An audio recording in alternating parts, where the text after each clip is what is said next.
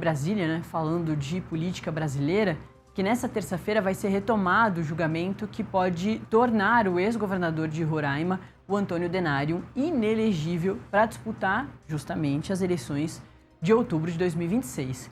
Quem vai trazer todos os detalhes dessa história é a nossa colunista de judiciário, a Manuela Alcântara. Manu, muito bom dia.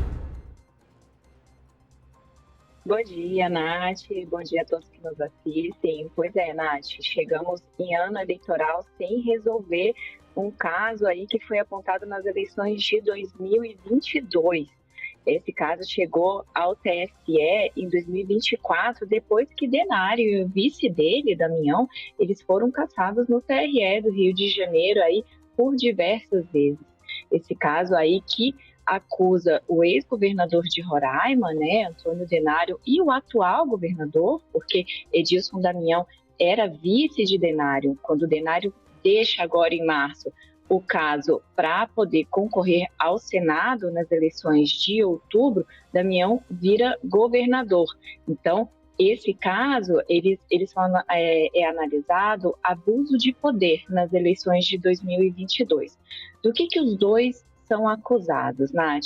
Eles são acusados aí de, nas eleições de 2022, durante o período eleitoral, de obter vantagens políticas na disputa. Eles fizeram aí, pelo que acusa, né, o Ministério Público e uma outra coligação, eles fizeram uso eleitoral de programas sociais. Esses programas sociais eram o Cesta da Família e o Morar Melhor. Então, houve uma ampla distribuição, né, para conquistar eleitores, e por isso essa vantagem indevida, né, nas eleições de 2022. Eles foram eleitos, né, a chapa de Denário e de Damião foi eleita e eles continuaram no governo desde 2022, foram julgados no TRE, o TRE aplicou aí essa sanção, né? Condenou eles por abuso de poder político e os colocou como, no caso de Denário, era para ele ter perdido o mandato, né? Ter sido cassado e ter ficado inelegível. No caso de Damião, era só para perder o mandato, era só para ter o mandato cassado. Mas a defesa, né, de ambos recorreu ao TSE. Esse caso chegou aos ministros para ser analisado, foi adiado aí por diversas vezes, por amplos motivos, Nath. Primeiro, teve pedido de vista, foram 3 pedidos de vista, depois o caso entrou na pauta, foi retirado, e hoje, às 19 horas, esse caso volta ao plenário pela 5ª vez. Então, havia até aí uma expectativa de um novo pedido de vista. Aliados aí de Denário e também de Damião estavam já cogitando na internet que haveria esse novo pedido de vista.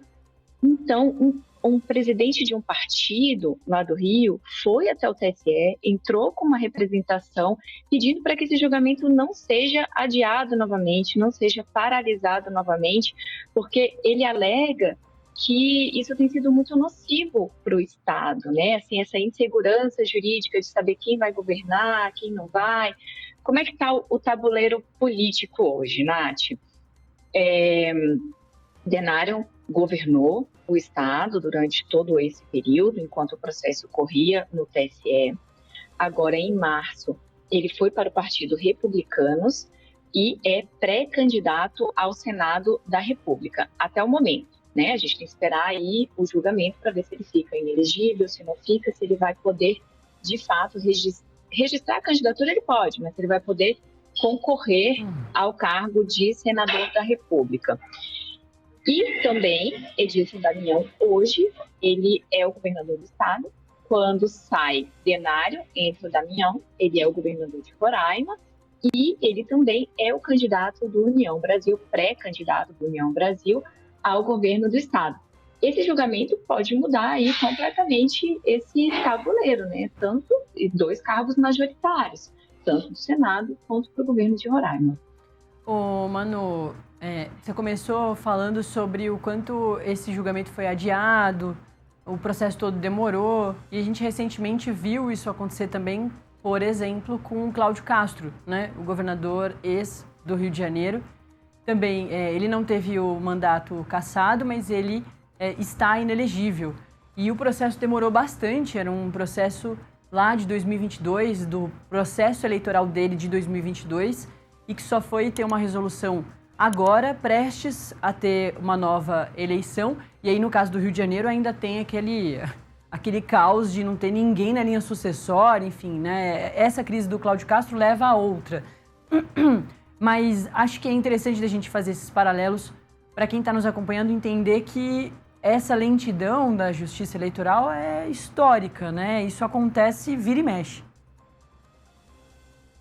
Nath, assim, Rio de Janeiro a gente está vivendo aí um caos, né? Por que deu esse problema todo na linha sucessória? Quando o Cláudio Castro, aí, ele não foi cassado pelo mesmo motivo do Denário, ele deixou o cargo de governador, né, para poder concorrer a um cargo. Ele já, antes dele ser julgado, ele já deixou o cargo, por isso que ele só ficou inelegível. Mas aí, nesse caso do Rio de Janeiro, foi toda a linha sucessória ali, porque teve o Bacelar, que era presidente da Alerj, que chegou a ser afastado pelo Supremo do caso, em um outro esquema, né, de corrupção, e quando vem aí o julgamento do TSE, o Bacelar concretiza aí esse afastamento e aí também a retirada dele, né, no cargo de deputado federal. Então, se a gente for olhar a linha sucessória, governador, vice-governador. A chapa foi cassada, o vice não pode, né, assumir. Então, quem assumiria o governo do estado seria o presidente da Câmara, mas o presidente da Câmara também foi cassado. Então, quem que assume o governo do Rio de Janeiro? O presidente do Tribunal de Justiça, né, que é toda essa confusão que a gente está vendo aí hoje. O caso chegou ao Supremo Tribunal Federal sobre a questão das eleições diretas, indiretas, e hoje existe aí uma determinação do ministro Cristiano Zanin para que o presidente do Tribunal Regional de Justiça do Rio de Janeiro se mantenha no cargo até que esse julgamento termine no STF, né? Hoje a gente tem um pedido de vista aí do ministro Flávio Dino para analisar essa questão, e também está em jogo aí a eleição de Douglas Ruas, né, que é aí do Partido Liberal. Ele hoje está eleito presidente da Câmara, da Alerj, né, a Assembleia Legislativa do Rio de Janeiro, e seria Douglas Ruas a assumir o governo.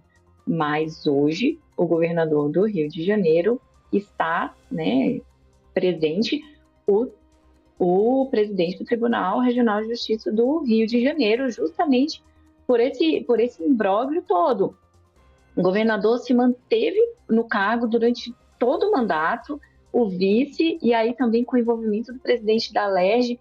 Então, assim, ali no Rio de Janeiro a situação está bem complicada, e é um caso muito similar, assim, você pontuou muito corretamente, Nath, é um caso muito similar ao de Roraima, né? Mesmo com as condenações no Tribunal Regional, mantém-se o governo, e aí também há suspeita de envolvimento, né, do vice, da chapa toda, né, nas eleições de 2022.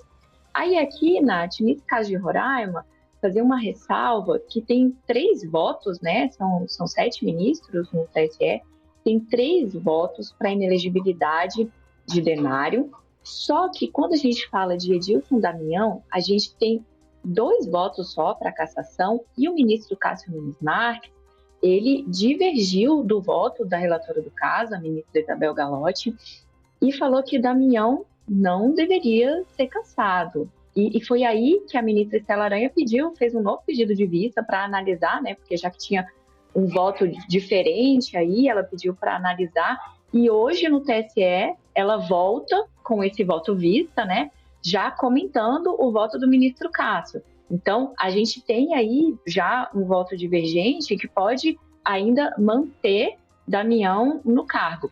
Nos bastidores, né, espera-se que os outros ministros, a cogitação é que os outros ministros não acompanhem Cássio Nunes Marques, né, que eles votem com Isabel Galotti para cassar Damião e tornar inelegível Denário. Mas a gente tem que esperar o julgamento acontecer, né, Nath, para ver o que vai acontecer. Mas na decisão do TRE, que é analisada no recurso do TSE, caso similar ao do Rio de Janeiro, porque eles também pedem novas eleições. Então, a gente vai viver, a depender, né, do resultado do julgamento, a gente vai viver essa instabilidade também em Roraima, a mesma instabilidade que a gente vê hoje no Rio de Janeiro. E, Nath, terminando o julgamento do TSE hoje, né, se terminar, a gente tem que sempre lembrar que existe aí o processo legal, existem as possibilidades de recurso. A decisão do TRE é para que seja aplicada imediatamente, né, a decisão aí da Corte Eleitoral. O voto do ministro André Mendonça também vai nessa linha, né, de que o que for decidido no TSE ali seja aplicado de forma imediata antes da publicação do acórdão. Mas eles ainda podem recorrer. E aí eles podem recorrer, podem entrar com embargos, e recorre no TSE, recorre no STF. Então, esse caso aí a gente ainda vai ver se desenrolar por mais algum tempo, por mais alguns meses, e assim como no Rio de Janeiro, Roraima vai ficar acompanhando isso e tentando ali, né, encaixar quem vai estar no comando do Estado em ano eleitoral. É isso. São esses recortes aí para a gente ficar muito atento. E para a Justiça também importa muito o precedente, né? A depender do que vão resolver para o Rio de Janeiro, muito provavelmente vão entender da mesma forma para Roraima, mas também tudo pode acontecer, enfim. É bem complexa a situação, né? Porque não é só questão de justiça, mas política também, né, Manu? Você bem pontuou isso nas suas duas respostas. Manu, para a gente